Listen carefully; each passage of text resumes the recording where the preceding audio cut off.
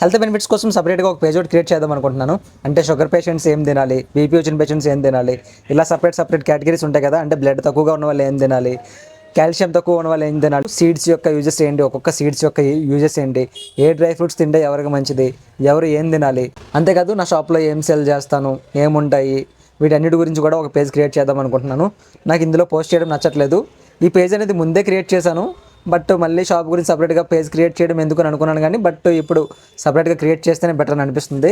So సపరేట్గా page అయితే create చేయబోతున్నాను. ఈ పేజ్లో అయితే మాత్రం ఇలా డైలీ వ్లాగ్స్ కానీ, నాకు ఎప్పుడైనా ఏదైనా షేర్ చేసుకోవాలనిపిస్తే మాత్రం షేర్ చేసుకోవడం కానీ, ఇలా ఇది సపరేట్గా ఉంటుంది ఇదైతే మాత్రం. బట్ అదైతే మాత్రం only mostly focus on health and నా షాప్ గురించి కూడా చెప్పుకుంటూ ఉంటాను. అందులో అయితే మాత్రం మోస్ట్లీ ఆ 2 థింగ్సే ఉంటాయి దాంట్లో అయితే మాత్రం.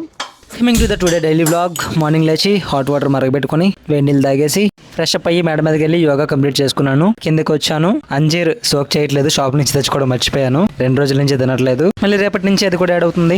నైట్ డిన్నర్ ఏదేమైనప్పటికీ కూడా 8 లోపు అయితే మాత్రం కంప్లీట్ చేస్తాను. మీరు కూడా యాజ్ సూన్ యాజ్ పాసిబుల్ తినేయండి. చాలా అంటే చాలా మీ లైఫ్లో చేంజెస్ వస్తాయి. ఎంత ఎర్లీగా వీలైతే అంత ఎర్లీగా నైట్ టైం తినేయండి. That's it for today. Bye bye all.